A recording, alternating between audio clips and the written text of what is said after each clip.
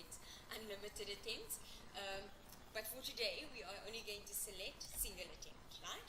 And then plagiarism tools, check submission for plagiarism using SafeAssign. We can actually check that box and allow students to view SafeAssign originality report for their attempts. We're going to check that box as well. So basically what that means is we are going to allow the students to see what the percentage of plagiarism is that has been detected. Right. And then lastly, exclude submissions from the institutional global database. This would be your draft function. If this is not the final submission, then you do not select that. Does that make sense? If it's your draft, then you do not select. If this is your final submission, or the student's final submission, then that will be selected because then it will form part of the database eventually. Because remember, what will happen is, if it's a draft and it's got multiple attempts, right, the student is going to submit attempt 1, but now you've selected for it not to be excluded, right? So what will happen is, if he submits attempt 1, and later on after he's made changes and improved on it, he submits again, the system is going to pick up that the student has plagiarized from the same. Right. So again, exclude submissions from the institutional database. So we're going to check that tick box because this is a draft. Right. Then under grading options. Why is it a draft? It's only a single attempt. Okay, I was just explaining the concept. Obviously, if it was multiple attempts, then obviously this would be, functional. But it's not really going to be because we only have one attempt.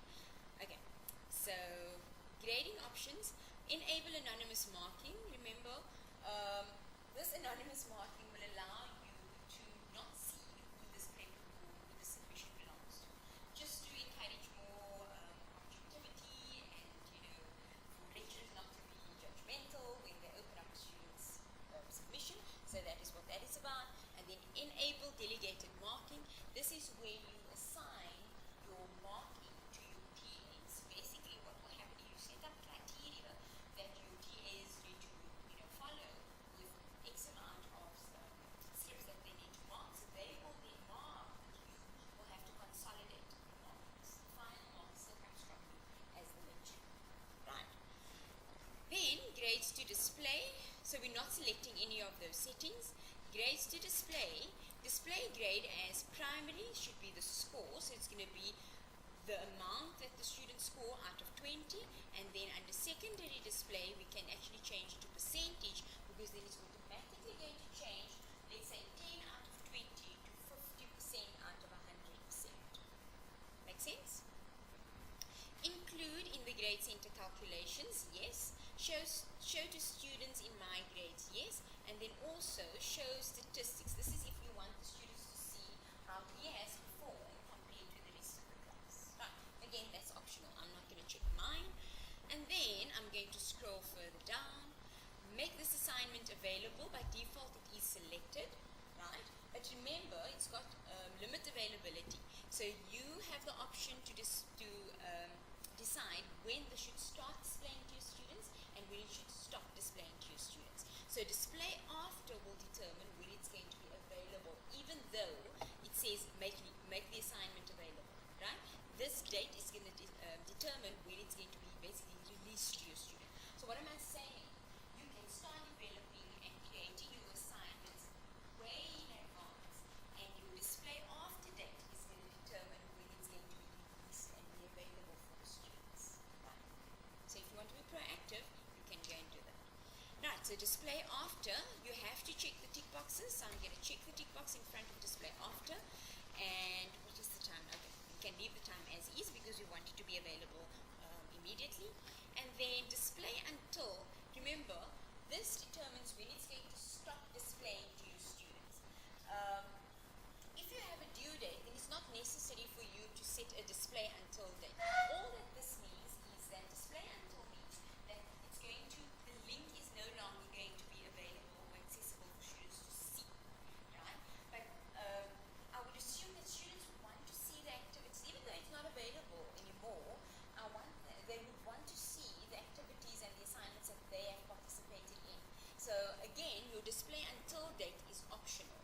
So remember, it's going to, if you select display until date, it's going to stop displaying on the student's view, but it's still going to be visible for you to see.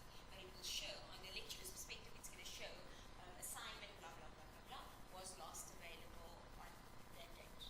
Right. So again, your display until date is optional because you do have a due date. And then track the number of views. Yes. Remember, track the number of views are very important, especially if you want to write detailed reporting on the activity subject. So a lot of lecturers want that report, but they do not select track the number of views, and that's the only way. So if you've created an item with something in Blackboard and you did not select track the number of views, the system won't be able to track any reporting information or statistics with regards to that item. Right. So we've checked that, and now we click on submit. Whew, that was a mouthful, eh? And there we have our assignment created. So now what we're going to do is we're going to go in as, again, our split personality, the student. So we're going to enter student preview mode. Click on the little eye on top. And you will notice that all of a sudden they have a content link on their menu. Do you notice? Just below homepage, it's because it's no longer empty. It's available. There's content in.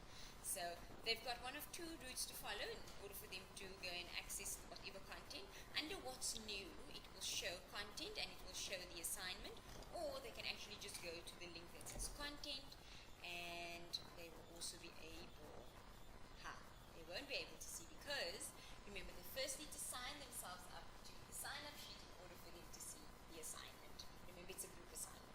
So let's do that. So under groups, let's click on your menu. You will see there's a link called groups. And you will see that it says assignment 1 group, and you can now sign yourself up. So I'm going to click on sign up. And it shows that there's only one group, so I can click on sign up. And automatically add it to the group, and the student will be able to see right at the bottom. It will basically give him a description of the group, and then also the members, that is all part of the properties, the members that form part of this group, and then also the tools will be in the little module below that, the group tools. So these are the tools that they can use within the group to communicate with one another, and then also the group assignment the student will be able to see as well. Happy? So now let's click on assignment 1, interpretation of financial statements, and see what the student will see. Right. Assignment information, it shows when the system, when this assignment is due. So again, it's very thorough. The student will know exactly when the due date of this assignment is. Then it also shows the points possible, how many marks this is out of. It also shows a little button to view rubric. So if the student click on view rubric, it will actually open up the rubric so that he can see exactly the criteria that he needs to meet, and also the levels of achievement. Right. I'm just going to exit that. I'm taking it back.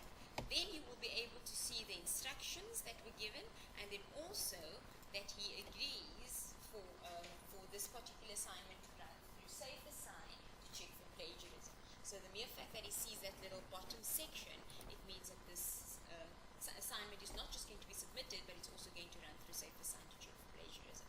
Right. And then you will see under assignment submission, the student will be able to click on browse my computer to go and attach a file. So what I'm going to do is I'm just going to hand out